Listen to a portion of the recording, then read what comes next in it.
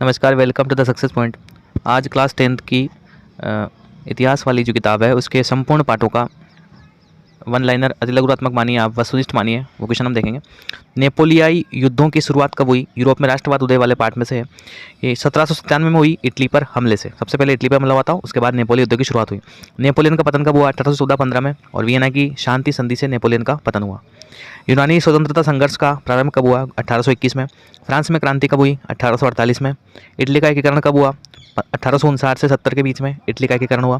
Germany का एकीकरण कब हुआ? 1866 से 71 के बीच में जर्मनी का एकीकरण हुआ।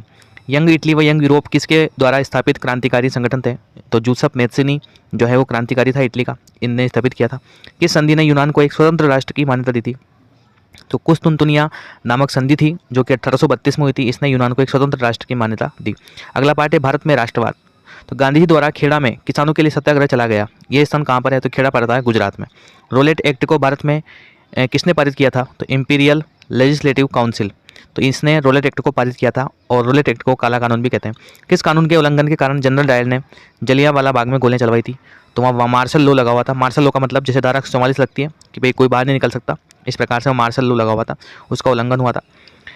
नेक्स्ट क्वेश्चन है, किस खलीफा के अधिकारों की रक्षार्थ भारत में खिलाफत आंदोलन चलाया गया था? तो तुर्की सम्राट ओटोमन। हिंद स्वराज पुस्तक के लेखक कौन? महात्मा गांधी। और बारदोली सत्याग्रह का नेतृत्व किसने किया? सरदार वल्लभ भाई पटेल ने, और वहीं पर इनको सरदार की उपाधि भी दी गई थी। हथियार अब यानी कि आदिवासी संग्राम किसके नेतृत्व में चलाया जा रहा था? तो अल्लूरी सीताराम राजू के नेतृत्व में। किस अधिवेशन में कांग्रेस द्वारा पूर्ण स्वराज की मांग रखी गई थी? लाहौर अधिवेशन, जो कि हुआ था दिसंबर 1929 में। भारत माता की सबसे पहली तस्वीर किसने बनाई थी? बंकिम चंद्र चट्टोपाध्याय ने, सबसे पहली तस्वीर, ठीक है, बंकिम चंद्र चट्टोपाध्याय। कांग्रेस की किस सभा में भारत छोड़ो आंदोलन के लिए प्रस्ताव पारित किया गया था? तो वर्धा में प्रस्ताव पारित किया गया था। नेक्स्ट पार्ट है अपना भूमंडलीकृत विश्व का बनना। तो भारत से विदेशों में अनुबंध पर ले जाए जाने वाले मजदूरों को क्या कहते हैं? गिरमिटिया मजदूर। विश्व में पहली बार आर्थिक महामंदी की शुरुआत कब हुई? 1929 में, जिस समय लाहौर अधिवेशन हुआ था उसी समय। भारत में महामंदी का प्रभाव कब पड़ा? तो भारत में पड़ा 1928 से 34। किस व्यवस्था ने पश्चिमी देशों के साथ साथ जापान की अर्थव्यवस्था को तेजी से उभरने में मदद की? तो ब्रेटन वुड्स व्यवस्था ने। एक समझौता था जिसके तहत विश्व बैंक व अंतर्राष्ट्रीय मुद्रा कोष की स्थापना कहाँ पर की गई? तो 1944 में इनकी स्थापना हुई और ब्रेटन वुड्स समझौते के तहत हुई, और अमेरिका में इसकी स्थापना मानी जाती है। वीटो का अर्थ क्या है? तो वीटो का अर्थ है निषेधाधिकार, यानी कि ये पावर है एक तरीके से देशों की। इसके पावर के तहत कोई भी देश किसी भी प्रस्ताव को सहमत या असहमत कर सकता है। विश्व बैंक व IMF ने औपचारिक रूप से काम करना का प्रारंभ किया गया तो 1947। IMF का मतलब अंतर्राष्ट्रीय मुद्रा कोष। स्थापना कब हुई है? 1944 में। काम करना का प्रारंभ कर रहे हैं 1947 में। IMF द्वारा $1 की कीमत कितनी निर्धारित की गई? 35 ओंस सोने के बराबर निर्धारित की गई, उस समय की बात है। चीन की अल्प लागत अर्थव्यवस्था का कारण क्या था? अल्प वेतन व्यवस्था।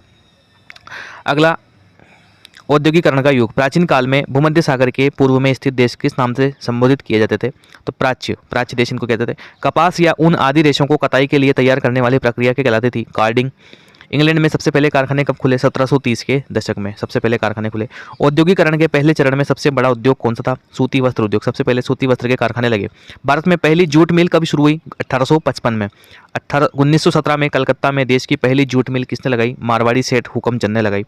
विज्ञापनों की शुरुआत कब से मानी जाती है? औद्योगिकरण के साथ से ही विज्ञापनों की शुरुआत मानी जाती है। जब से उद्योग लगेंगे तब से ही जो है प्रचार प्रसार प्रारंभ हो जाएगा। मुद्रण संस्कृति व आधुनिक दुनिया, अगला पार्ट है।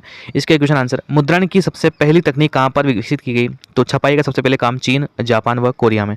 किताबें छपने की शुरुआत कहाँ पर हुई? चीन में हुई 594 ईस्वी में। किसी धर्म का एक उप समूह किस नाम से जाना जाता है? संप्रदाय कहते हैं। चांद सूरज की गति व ज्वारभाटा के आधार पर दैनिक जीवन से जुड़ी जानकारी देने वाला प्रकाशन क्या कहलाता है? पंचांग। पॉकेट आकार की पुस्तकें क्या कहलाती है? चेप बुक या गुटका भी कहते हैं। भारत में प्रिंटिंग प्रेस लाने का श्रेय किसको दिया जाता है? तो पुर्तगाल के धर्म प्रचारकों को दिया जाता है। तो इस प्रकार से महत्वपूर्ण क्वेश्चन थे। इसमें पूरी किताब के इतिहास के लगभग जितने भी मोस्ट थे वो सब आगे। तो आशा करता हूँ वीडियो आपको पसंद आया। मिलते हैं नेक्स्ट वीडियो में। धन्यवाद।